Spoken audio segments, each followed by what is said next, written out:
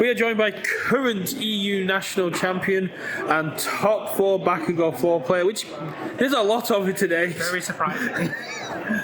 Liam Chawner, what drew you to Bakugo 4? It says discard cards. You want to keep cards? Well, shame. Simply put. That's fair. So, is the deck just a sort of evolution of Broberg's Erwin, or is it something that you've been working on before Broberg even had this debut? This? It definitely takes inspiration out of the casino-style gameplay of just play combined firepower. The reason I went for Bakugo is obviously I love the character too much. I played him in a fair few events at locals and stuff. But obviously, being able to play combined firepower, you can then kick it out on your first attack. Like, you're already starting with that 1-up going into your first card. Biggest issue that you have when you're doing the combined firepower is damage reduction, which Bakugo says, yeah, that's a net profit. Exactly, you don't care about it. So how did it feel in Swiss and in Top Cuts being paired against respectively your mentor and the originator of the deck, Mike Hardiman? Terrifying, to say the least. I don't think I've ever beaten Mike in a mirror when we're playing the same deck, regardless of whether or not I go first or second, and it just didn't go well. We don't. He's an intimidating presence. Just as hell. It was a risky encounter.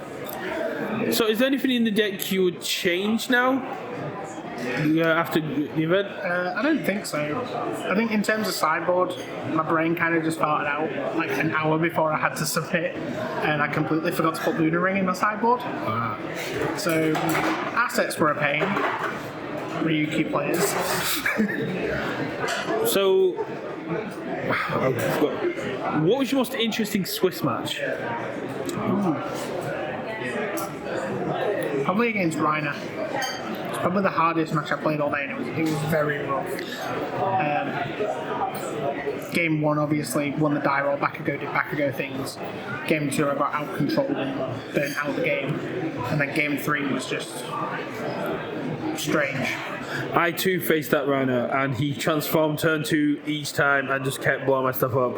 It was a long slog of a game, and it did what it was designed to do. It was a great call on the meta.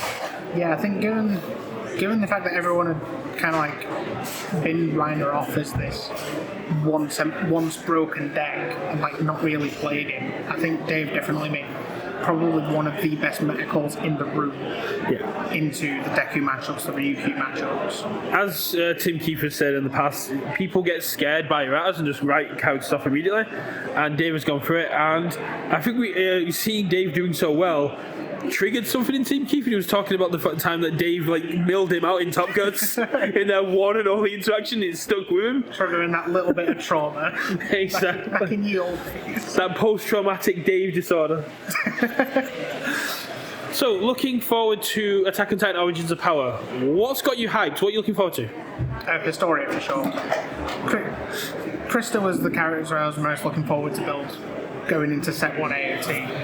And who doesn't love going, here's a bunch of wall counters, wall marriers, draw 10?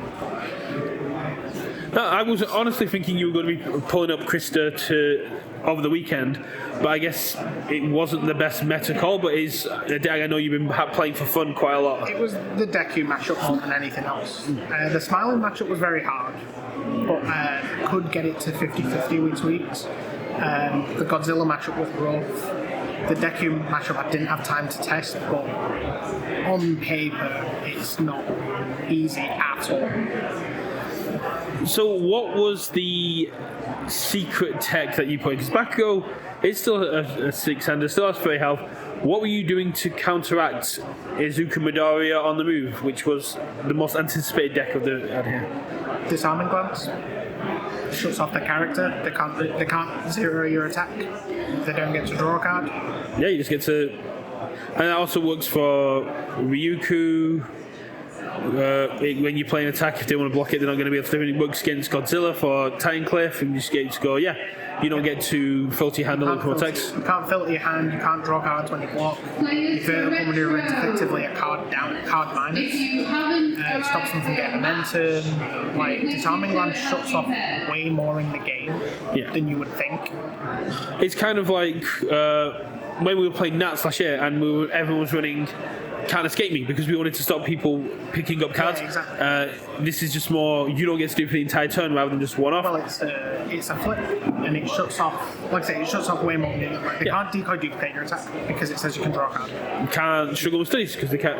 You can't go and sidestep for -2 speed and draw. Nope. You can't, like I say, it shuts off character responses and abilities. Yeah, if the Smart Titan tries to go for a pesky Ravagers of War, you go, flip your entire. No, they can't draw if they block, I guess. Yeah. One Marias get shit. Before they're at 7, you can respond disarming. If they go to block with Ravagers, then they can't respond. Same One Maria, they don't get to draw. It shuts down a lot of what they're trying to do. It's something that has to be played around. Yep. And on a flip to the Foundation. Yeah. Sometimes relevant Pro Hero Breaker 1 in certain characters. Definitely a sleeper card that a lot of people haven't come. Yeah. So looking even more forward into the future, we've got Soul Level, we've got Star Trek, we've got TMNT. What's got you hyped for 2025? Guilty Gear, for sure. Don't know who I'd be playing. I only recently got into the game myself. But out of the lot, that's definitely one I'm looking forward to the most. I think Scott's got his stream deck down that's got Guilty Gear on there if you want to get a few games in. And I asked this of Nathan because he brought up in the actual interview. Are there any problem cards you think UVS needs to address? Combined Firepower. If there's anything that needs to go, Combined Firepower needs to go. Main reasons being, obviously, it's too enabled by the death symbol. It's enabled by any character that has death and evil with a mortal shapeshifter and Frightening Calm.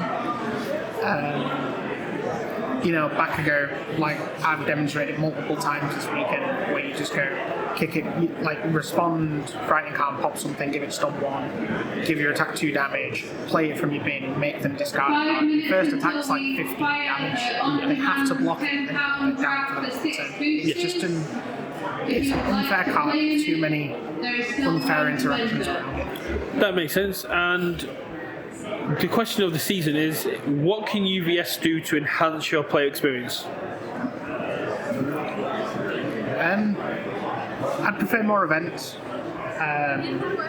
Community polls would be a good one as well, for just what people would like to see. More competitive events, like more regionals happening more regularly, or more diverse events, like maybe a more community style, like teams, retro, so getting more official love? Teams and retro definitely need more love. Teams is probably my favourite format outside of standard. Yeah. It's always nice to play retro and see funny jank and just interesting decks. Just more stuff that the community get a say on.